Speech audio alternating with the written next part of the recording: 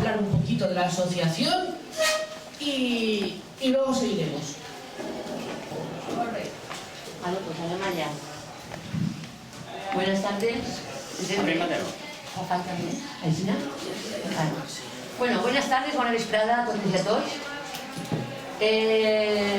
Vull començar agraint a la Societat Coral en Micalet per la seva generositat, perquè això és el que ens permet... Ah, sí? Així anem millor? Vale. Això és el que ens permet disposar avui del local i dels mitjans tècnics que necessitem. Agrair a Javier Couso i a Manolo Monereo que acceptaren la nostra proposta d'estar avui amb nosaltres per tal de compartir la seva visió o la seva experta visió de quina és la situació actual en el món i per què hem arribat al punt en el que ens trobem en aquest moment. Per què i com. Respecte a l'associació, es van constituir, l'Associació Madrid de Guerres es van constituir en el mes de març i començarem a funcionar. El nom de l'associació no és casual, com podeu imaginar alguns de nosaltres. És un nom que decidirem per unanimitat dels membres de la promotora, perquè ens recorda una persona que tots admirem, que tots els membres de la promotora admirem, que és Julián Guita. Un polític, per a nosaltres, una persona i un polític incansable en la defensa de lo col·lectiu, en la defensa de lo públic, i el millor, per no dir l'únic exemple de coherència política, de verdadera coherència política, que nosaltres en coneguem. Hauran hagut altres, en altres èpoques, en altres etapes, però des de la democràcia hasta nuestros días, per dir-ho d'alguna manera, és l'únic exemple que hem tingut d'honestitat i de coherència política. Què hem fet l'associació des de març fins ara? Nosaltres hem estat reunint-se en moltes ocasions per a veure què podíem anar treballant. I el primer treball que han fet ha sigut participar de manera molt activa en l'Assemblea Valenciana OTAN Nova s'Esfora, junt a altres organitzacions. Hem fet propostes que han eixit endavant, hem treballat en les comissions de l'Assemblea i també hem contribuït econòmicament, en la mesura de la nostra disponibilitat, a les despeses d'aquest moviment assembleari. Aprofito també per a dir que els nostres recursos són molt, molt, molt limitats. Recursos econòmics, no econòmics, no referits. Hem acudit també a convocatoris d'altres organitzacions en temes relacionats amb les guerres, temes mediambientals i, sobretot, i pensem continuar en aquesta línia, és a dir, mantenir relacions en organitzacions que treballen en un objectiu comú o en un objectiu semblant al nostre.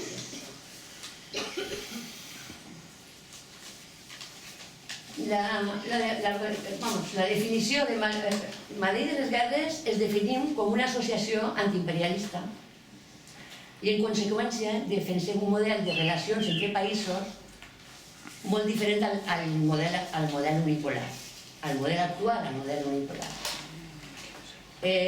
No volem un model fet a la mida d'uns pocs països dominants que imposen les seues regles en les relacions internacionals. Defensem que tots tenim els mateixos drets i obligacions en el referent precisament a aquestes relacions internacionals, tots els països tenim els mateixos drets i les mateixes obligacions, i que aquests drets i obligacions han de consensuar-se àmpliament per a ser assumides per tots. Tenen que ser revisats de manera periòdica per a veure si les disfuncions que puguen tindre al aplicar-se en cada lloc respectant la diversitat de tots i revisar-les també sempre que sorgisca algun conflicte. Aquesta és la idea que d'alguna manera ens identifica a nosaltres. Bueno, si ara peguem una mirada al món, veiem que n'hi ha motius per preocupar-se molt en sèrio. En aquest moment, llegia en Wikipedia, en una revisió que fa del dia 20 de juny, que n'hi ha 57 conflictes o guerres actives actualment en el món. També tenim dues potències amb armes nuclears enfrentades, obertament enfrentades, encara que una d'aquestes dues potències dia que no estaven en aquesta línia, i poquet a poquet ha anat assabentant-se que l'enfrontament comença abans que la resta del món ens entenem, o sigui, se faça patent que aquest enfrontament existeix. Què més diria? La meitat del món, es trobem també que la meitat del món veu en esperançada, que és possible acabar amb l'opressiu model de coexistència actual que dirigeix una minoria de països i que ofega les possibilitats de creixement de tots aquests països que estan expectants. I respecte a nosaltres, pensem, i que és sobre una realitat, Espanya és part de l'OTAN. Què tenim que fer nosaltres al respecte? Som una organització, ens definim com antiimperialistes, lògicament estem en contra d'una organització de l'OTAN.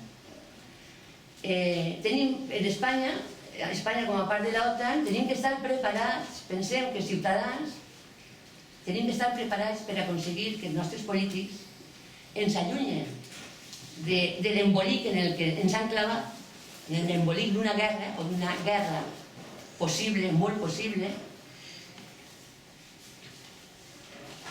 i que no necessitem i que no ens portarà res bo. Veiem que augmenta el gasto militar, que la crisi se va instal·lant en el nostre país per les sancions i que augmenta la desigualtat. I pensem, què podem fer nosaltres? Què podem fer? Bueno, doncs nosaltres som els paganos de la crisi i hem d'empoderar-nos. Què podem fer? Doncs empoderar-nos. De quina manera? Com? Plantant cara a les polítiques irresponsables dels nostres dirigents. Pensem que aquesta és la qüestió. Si no estem d'acord, tindrem que fer alguna cosa. Això suposa recuperar el nostre protagonisme en una mal anomenada democràcia avançada, que diu el senyor Sánchez. Vivimos en una democracia avanzada. Bueno, yo dubte molt, sincerament. Entonces, tenim que recuperar el nostre protagonisme com a poble i com a ciutadans, o com a ciutadans i com a poble. Confiar en la nostra capacitat de canviar les coses. Tenim que denunciar la manipulació dels mitjans de comunicació públics, almenys, i la violació consentida per el govern de la democràcia plena. El govern de la democràcia plena vull dir el nostre dret al lliure accés a la informació. S'està violant el nostre dret al lliure accés a la informació, ni més ni menys, en una democràcia plena. Tenim que informar-nos, tenim que debatir i difondre àmpliament les nostres conclusions. Necessitem ser moltes les persones implicades en aquesta tasca per donar una resposta contundent i parar este desgavell per impulsar els canvis que realment necessitem nosaltres i que no consisteix en augmentar el gasto militar. Nosaltres necessitem altres coses. Tenim altres necessitats com a poble, com a país, com a persones i de totes les maneres possibles. Bueno, i és precisament en això en el que l'Associació Madrid de les Guerres anem a treballar. Pensem que tenim que posar pedra per fer paret junt a altres i contribuir a parar l'escalada en la que ens ha embarcat el govern, el nostre govern, este govern. I en això acabem.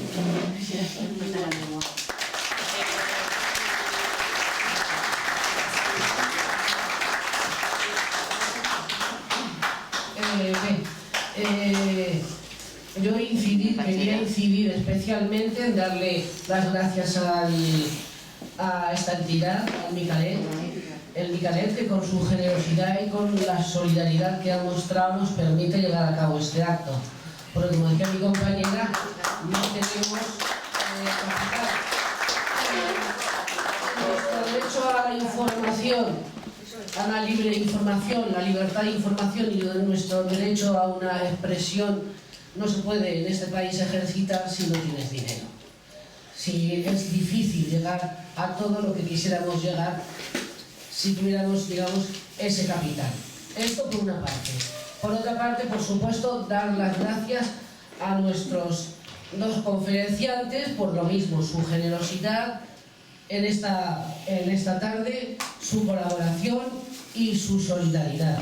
Y por supuesto, a todos vosotros. Ahora brevemente, para ir un poquito, ya que hemos empezado con un poquito de retraso, quiero ir comentando pues, un poquito de Manolo Monereo, con lo mismo que de Javier Couso. Manolo Monereo es una persona militante desde su juventud en el Partido Comunista de España, y quiero hacer mención de algo que me parece importante, y es la memoria. La memoria de nuestro país de franquismo y de fascismo. ¿Y por qué? Es una persona que ya en su época estudiantil fue detenida y torturada, a pesar de lo cual no perdió su dignidad, no perdió su compromiso y no perdió sus ganas de luchar. Ha trabajado como abogado laboralista, ha sido diputado en Andalucía, ha colaborado en el equipo de Anguita, ha colaborado también en el equipo de Pablo Iglesias cuando estuvo como diputado también en las Cortes Generales. Tiene numerosos artículos, numerosas publicaciones que ha hecho en colaboración con nuestro compañero Héctor Illueca, y creo que a esos niveles es un politólogo reconocido por estas publicaciones, reconocido por estos libros, y también un conferenciante brillante como ahora tendremos ocasión de escuchar. Yo lo he escuchado, igual que a Javier, en alguna otra ocasión, y no me canso de oírlos. Javier, como él dice, es especialista en audiovisuales, pero es una persona comprometida. A mí me llama la atención, algún día a lo mejor lo podemos hablar, que en su juventud pertenecía a un grupo de rock. Entonces son cosas como un poco la vida te va llevando, y le fue llevando hacia la política, hacia un compromiso político. Fue diputado por Unidas Podemos al Parlamento, por Izquierda Unida anteriormente al Parlamento Europeo. En el Parlamento Europeo ha estado durante, si me confundo, desde 2014 hasta el 2017, 19, ha sido vicepresidente de la Comisión de Exteriores. También ha tenido mucha relación con los movimientos y los colectivos en América Latina y en México, y ha sido también miembro, mientras permanecía en el Parlamento Europeo, en la Comisión de Exteriores. Todo esto le ha dado una serie de conocimientos que a mí me resulta por ello muy interesante, una serie de conocimientos prácticos que me resultan muy interesantes cuando lo escucho, porque conoce en lo que es un poco la vida directamente de lo que son los intereses geopolíticos y las luchas entre las potencias y lo que es la Unión Europea, y sobre todo también ha estudiado mucho sobre lo que es la OTAN como brazo armado de Estados Unidos. Yo ya no me voy a alargar más y va a empezar en primer lugar Javier Couso, y intervendrán cada uno de ellos, tienen ya el tiempo limitado y están avisados, y posteriormente abriremos un debate. En el debate os ruego que las preguntas sean preguntas, y si no, pues compañero o compañera, os tendré que cortar, sintetizar, preguntas concretas, y vamos al tomate. Buenas tardes y muchas gracias a todos. Y a todas.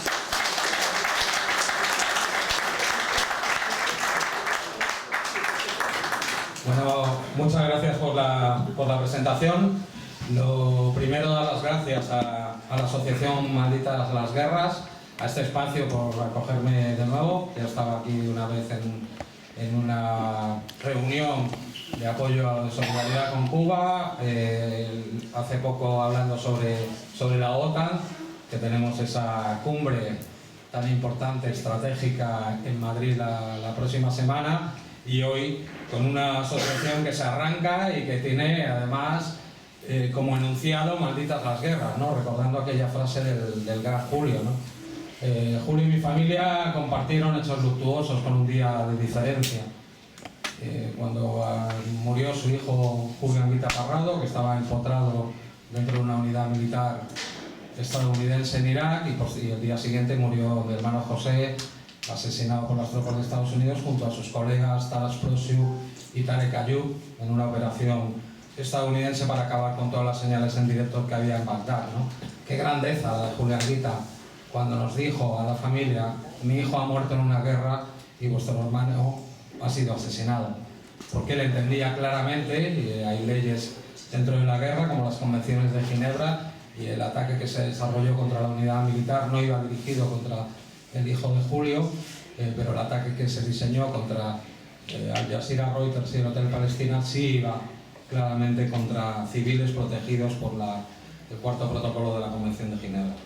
En el cartel decía que iba yo a hablar sobre las guerras mediáticas, por lo tanto, también pues, llevado por mi tiempo trabajando en informativos, pues voy a hablar un poco sobre todo de cómo se cuentan las guerras, cómo se han ido contando y cómo se están contando estas últimas, ¿no?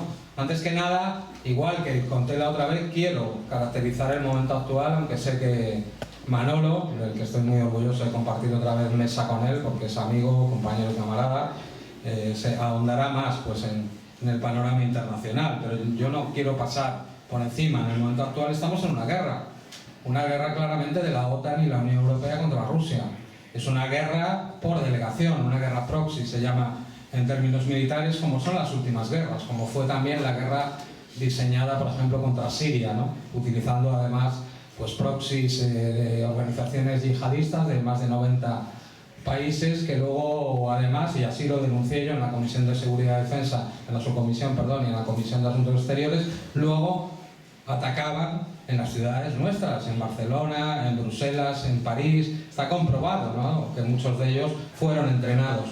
¿Y por quién fueron entrenados en Siria? Por las fuerzas especiales de Estados Unidos, de Gran Bretaña, de Alemania y de Francia, y eso está ya en los papeles, ¿no?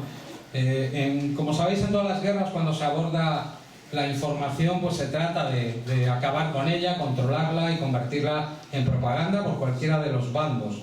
Pero es que actualmente, en una democracia liberal como la que es esta, que pregona en teoría la libertad de información y cuya Constitución en su artículo 20 nos garantiza el acceso a diferentes fuentes informativas, nos encontramos en un estado de excepción, un estado de guerra no declarado, en el cual se nos ha hurtado la capacidad de informarnos.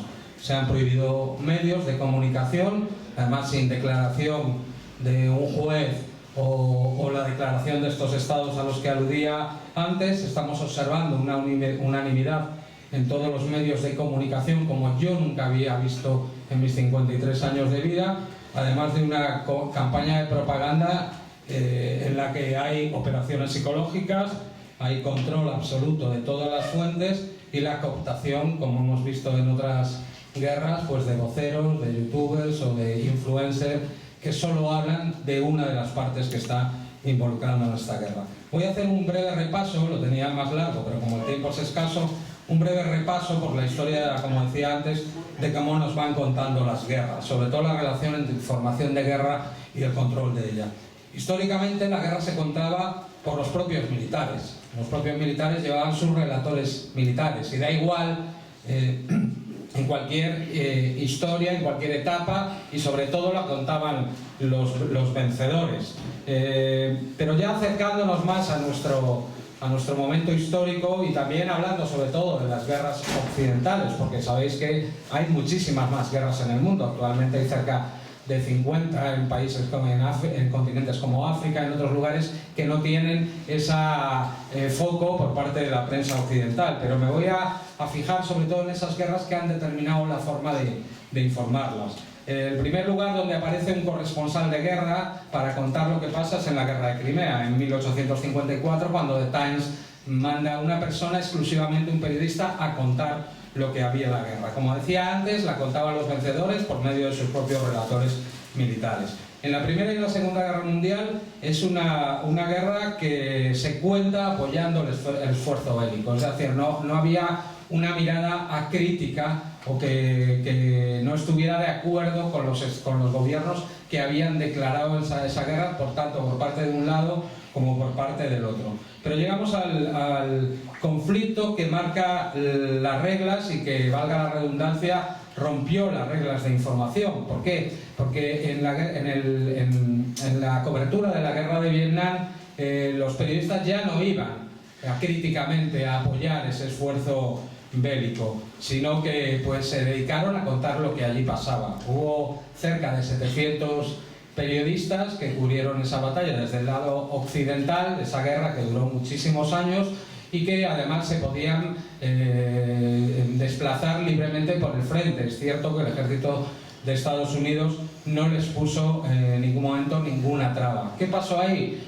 Pues que se enteraron la población estadounidense por medio de esas coberturas de las masacres que estaban perpetrando su propio gobierno. La más famosa, la de la aldea de My Lai, donde fueron asesinados centenares de personas no combatientes y que relataron los periodistas estadounidenses. ¿Qué pasó? Pues que eso, combinado evidentemente con la resistencia patriótica del Vietcong, que puso casi 4 millones de muertos y que hizo alargar muchísimo la guerra, propició un poderoso movimiento contra la guerra. Es decir, al final Estados Unidos pierde la guerra en casa por el apoyo, por la pérdida del apoyo de su propia población. A partir de ese momento, todas las fuerzas armadas, es decir, el poder político y los mandos militares, entienden que la creación de un estado de opinión crítico contra la guerra acaba paralizándola. Y a partir de ese momento se dedican todos los estados mayores de las fuerzas armadas de todo el mundo a controlar esa información. Vamos a algunos conflictos en el cual ya se va viendo cómo van afinando y controlando esa información. Por ejemplo, en la Guerra de las Malvinas, que enfrentó a Gran Bretaña y Argentina, solo se permitió el acceso a 17 periodistas por el lado occidental que firmaban documentos por los cuales aceptaban la censura de los OP, es decir, de los controladores de operaciones públicas del ejército británico. Las invasiones de Granada y de Panamá, unos mínimos periodistas se permitieron, tutelados siempre por oficiales que censuraban su información. En el ataque a la República Federal Yugoslava, como sabéis, la primera guerra que hay en Europa, esta es la segunda, provocadas las dos, y así lo afirmo, por la OTAN en Yugoslavia, por primera vez los medios de comunicación fueron declarados objetivo legítimo. Se atacó por las fuerzas de la OTAN la radiotelevisión serbia con el asesinato de 16 periodistas. Antes se me pasó la primera guerra del Golfo, pues fue la primera que no se dio permiso en la historia del periodismo el acceso, sobre todo, a los reporteros gráficos, es decir, no había imágenes claras de los combates, solo tuvimos aquellas imágenes que nos mostraban la guerra según las imágenes de los misiles o el color verdoso de las cámaras nocturnas, con lo cual se consiguió pues una asepsia total, porque todas las bombas eran inteligentes y no mataban prácticamente a nada. En la guerra, la segunda parte del ataque a la República Federal Yugoslava, en la guerra llamada de Kosovo, se permitió la mayor parte de los periodistas, el mayor número, casi 2.700, pero que curiosamente pues no se les permitía prácticamente el acceso al frente y solo se apiñaban alrededor del centro de información de la OTAN, con lo cual la guerra estuvo absolutamente controlada y no nos enteramos claramente de lo que pasaba.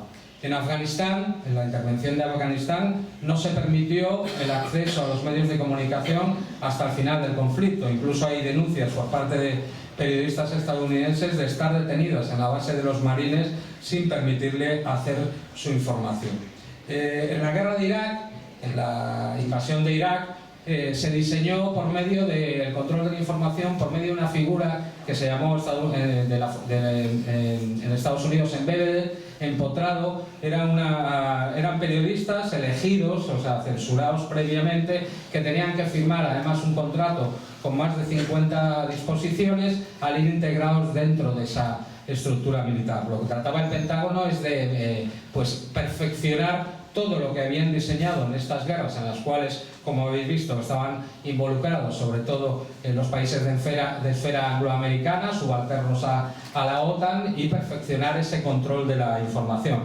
Lo que pasa es que fracasaron a pesar de dedicar muchos miles de millones y además a especialistas en comunicación para tratar de controlar la información. ¿Por qué? Porque hubo muchísimos periodistas, entre ellos mi hermano José, que se negaron a ir bajo censura militar y se fueron al lado iraquí para contar la guerra, tratando de luchar evidentemente también contra la censura iraquí, pero contando la guerra. Así les costó la vida a mi hermano José y a unos cuantos, ¿no?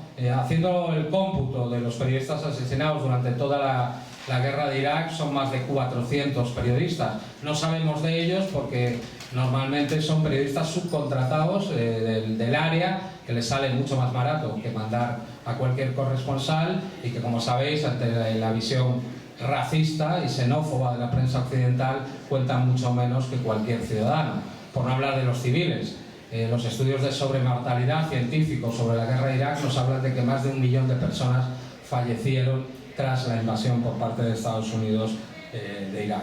El Líbano es otra guerra importante, ¿no? La que enfrentó en 2006 a Israel con el Líbano, y sobre todo con la fuerza político-militar Hezbollah, ¿no? Ahí Israel perdió absolutamente el control mediático y el control de la información, a pesar de que las primeras operaciones militares fueron directamente contra las televisiones libanesas, tanto la Al-Manar, que pertenece a ese movimiento político-militar que es Hezbollah, como a las radios y televisiones cristianas que estaban asociados en eso que se denomina el Frente de Resistencia. Lo que pasa es que al final Hezbollah se convirtió en una fuente ética, y su televisión Al-Manar, desplegada en todos los frentes de combate, se convirtió en una fuente de credibilidad incluso para los territorios israelíes, que hacían mucho más caso a las informaciones que daba el canal Al-Manar que a las informaciones, y más credibilidad que a las informaciones que daba el mando militar de Israel. Es curioso porque, a pesar de tumbar la señal en los primeros momentos de la invasión, Al-Manar había diseñado una red de cables subterráneos y de deslocalización que permitieron en pocas horas volver a mantener informado al Líbano, y además con equipos destacados en las unidades de combate que, como sabéis, estuvieron combatiendo con Israel, y prácticamente es la primera derrota del ejército israelí. Lo que no consiguió Nasser, o lo que no consiguieron las coaliciones árabes, lo consiguió prácticamente Hezbollah, no dejando de bombardear el Líbano, destrozándoles una de las 9 divisiones de carros de combate e incluso casi hundiendo una de las corbetas israelí.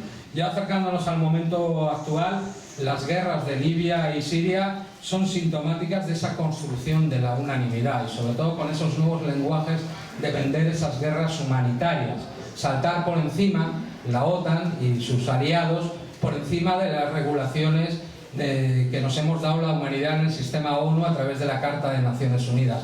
Es decir, saltar con el principio de no intervención por medio de convencer a sus poblaciones de que son guerras humanitarias y guerras justas.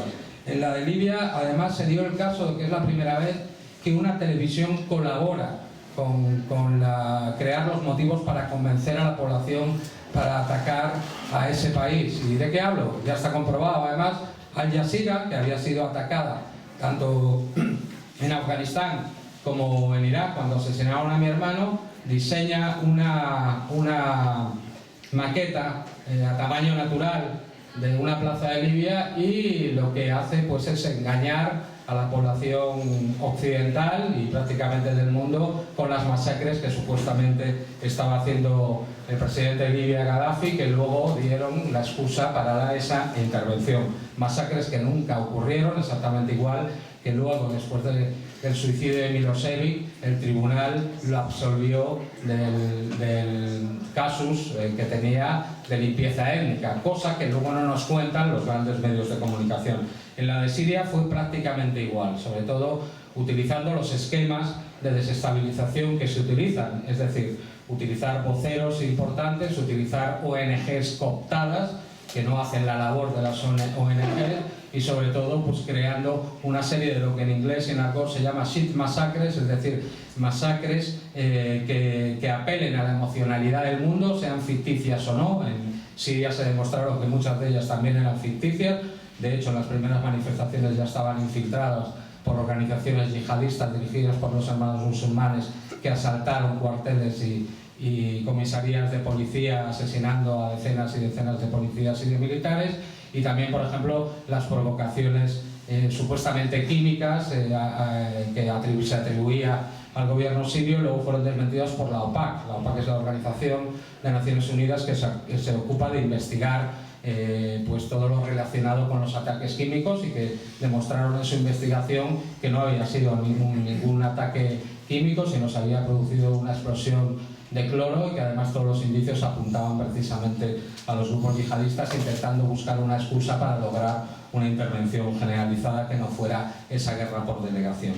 Para preparar la campaña contra Ucrania y sobre todo contra Rusia, utilizando este pivote de desestabilización que fue Ucrania a partir de 2014, por no retrotraerme a 2004 con las operaciones de revolución de color, sino a 2014, ese golpe de Estado que dio paso a un gobierno ultranacionalista, xenófobo, rusófobo, y que además, exactamente igual que pasó en Siria, creando, según Reuters, más de 100.000 militantes nazis que están integrados en la estructura militar ucraniana, se fue preparando a la opinión pública. La primera pieza a batir, evidentemente, es Rusia. Yo lo viví como parte del Parlamento Europeo.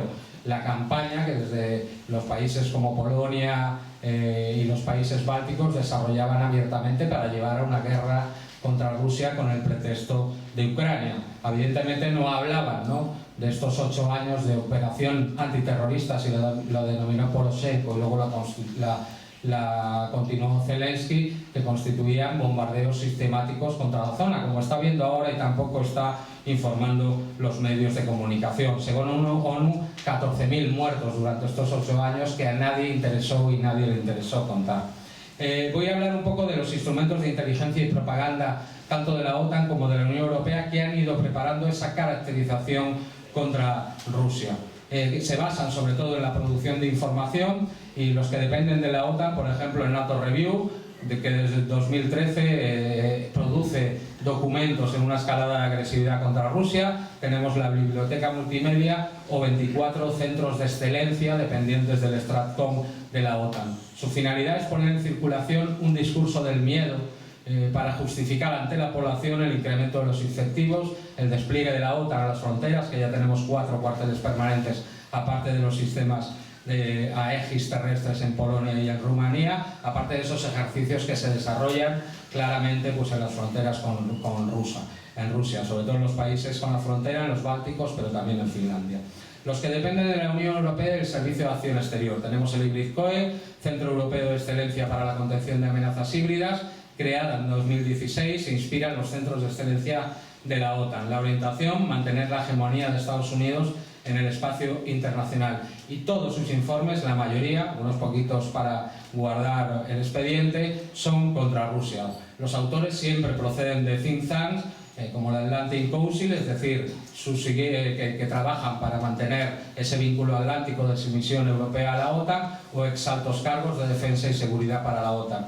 Y para terminar, sobre los de la Unión Europea, tenemos el East Stratcom Task Force, forma parte del Servicio de Acción Exterior, es una unidad de contrapropaganda contra Rusia, actúa en los países de la Asociación Oriental, es decir, Armenia, Azerbaiyán, Bielorrusia, Georgia, Moldavia y Ucrania, y lo que trata es de apoyar y fortalecer medios nacionales y contrarrestar la presencia informativa de Rusia. El principal instrumento es el Disinforma Review, se escribe en inglés y ruso, y todas las informaciones muestran una percepción negativa de Rusia. Es decir, se utilizan todas estas informaciones para trasladarlas claramente a los medios de comunicación para que hagan de amplificador para convencer a las poblaciones, y sobre todo también creando medios independientes que hablen en ruso para contrarrestar pues, las informaciones que parten del gobierno ruso o de los medios de comunicación rusa.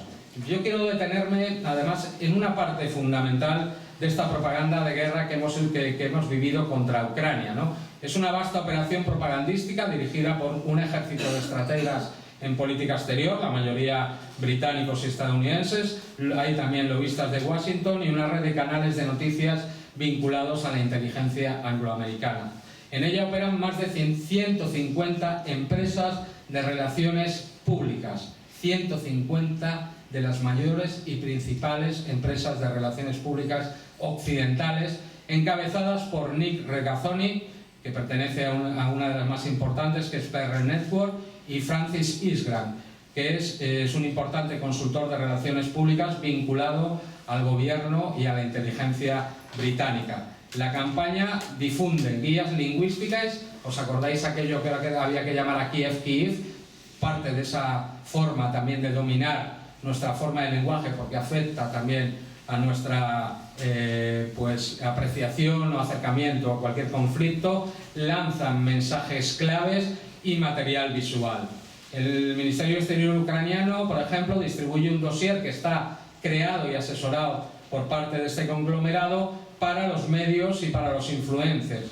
Y sobre todo los materiales son mensajes clave en determinado momento para repetir por toda la prensa occidental, el lenguaje apropiado, es decir, no se puede hablar de guerra a Ucrania, no se puede hablar de lo del Donbass, del Tratado de Minsk, etcétera, etcétera. La construcción de narrativas, además al estilo weberiano, ¿no? Simples, maniqueas, etcétera, etcétera.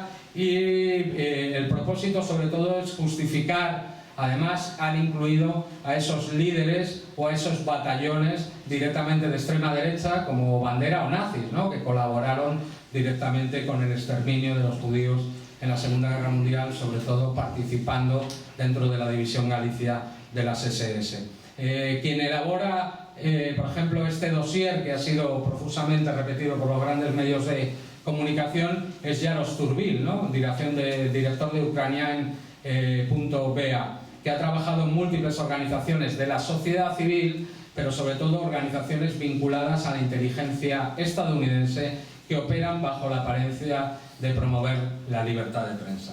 Es decir, como veis, nos han hurtado la capacidad de ver la otra parte del conflicto y nos han dirigido claramente con estrategias de desinformación que parecen prácticamente sacadas de un manual de operaciones psicológicas. Para terminar, me quiero parar un momento en unos documentos que se han descubierto hace muy poco y que avanzan a lo que se va a dedicar la OTAN a partir de este momento. Y es algo que aterra, ¿no? Y es la guerra cognitiva. Hemos tenido, diversas personas han tenido acceso, y ya está en la red, a un estudio patrocinado por el Comando Aliado de Transformación de la OTAN, en el cual habla de la necesidad de adaptarse a la guerra política. Y dice claramente: la mente humana se ha convertido en una nueva esfera de la guerra. ¿Y cómo se definiría, ¿no?, esta guerra cognitiva? Pues se dedica a alterar la comprensión y la reacción de forma gradual y sutil ante ciertos acontecimientos. Los instrumentos, y todo lo que voy a decir ahora está sacado de ese documento, es la guerra informática y las neuroarmas. O sea, en ese documento, que es oficial, ya se están hablando de la creación de neuroarmas, que se apoyan en los avances en nanotecnología, en biotecnología, en informática y en ciencias cognitivas. Es una nueva esfera, ¿no?, que se suma a los 5 dominios de la guerra, que como sabéis son el aire, el mar, la tierra, el espacio. Se añadió el ciberespacio y ahora pues se añade la guerra cognitiva. Hay que diferenciarlo porque no es igual a la propaganda o a las operaciones psicológicas a las que estamos acostumbrados. Estamos hablando de algo más profundo que combina herramientas multidominio para no solo cambiar lo que las personas piensan, sino también cómo actúan. La intención es la fragmentación social para condicionar la capacidad de toma de decisiones. Esto también es literal de ese documento. Combina herramientas multidominio de las ciencias cognitivas: psicología, lenguaje, neurología, lógica, filosofía e informática para degradar el conocimiento y frustrar el conocimiento de la población en general, no solo en las áreas militares o las institucionales, sino en los ámbitos políticos, económicos, culturales y sociales. Utiliza ese cúmulo de recursos señalados antes, aplicados de forma sistemática, simultánea y segmentada en un mismo lapso de tiempo, de manera combinada y de forma constante. Se diferencia de la propaganda en el que ella, o se trata de que en ella, el individuo antes con la propaganda se sometía pasivamente a la información o desinformación que recibía, pero en la guerra cognitiva el individuo contribuye activamente a su promoción. Tiene mucho que ver además toda la difusión, toda nuestra actuación con las redes sociales. Prevé que las herramientas de la inteligencia artificial avanzada promocionen a la propaganda la capacidad de manipular radicalmente las mentes humanas para cambiar nuestro comportamiento. Desde el punto de vista operativo, implica un uso masivo de datos sobre el comportamiento humano. ¿Os acordáis? Ya las grandes empresas como Facebook, etcétera, etcétera, y lo utilizan de manera comercial, pero otras que se hicieron famosos, como por ejemplo Cambridge Analytica, ya se dedican directamente a cambiar la percepción de determinados votantes. Esto es algo que ya se ha descubierto que se ha utilizado contra las poblaciones, y con esto termino.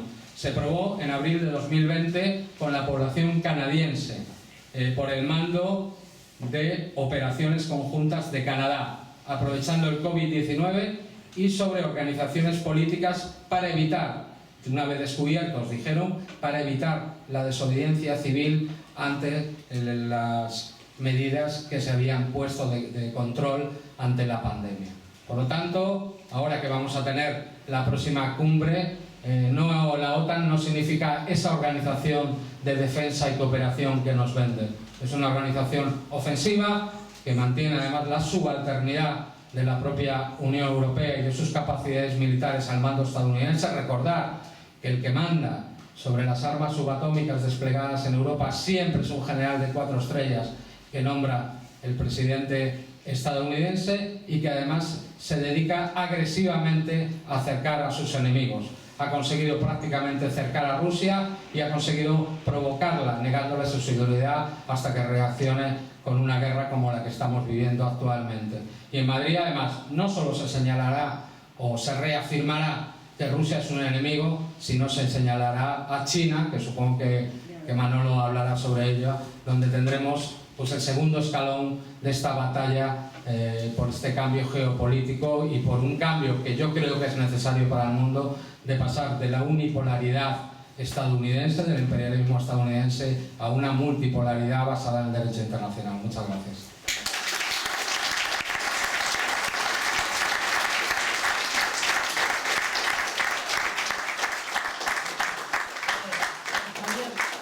Muchas gracias, Javier. No has agotado casi tu tiempo, ¿eh? Estupendo. Bueno, paso el micrófono a Manolo.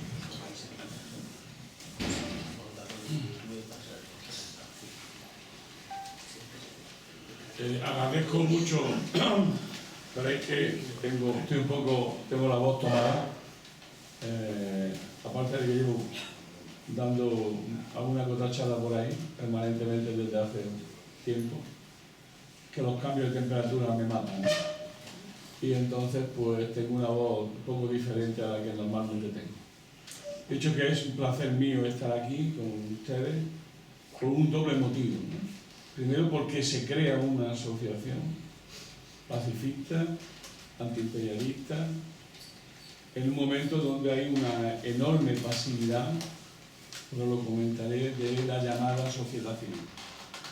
Y la segunda es poder estar con Javi Couso, viejo compañero.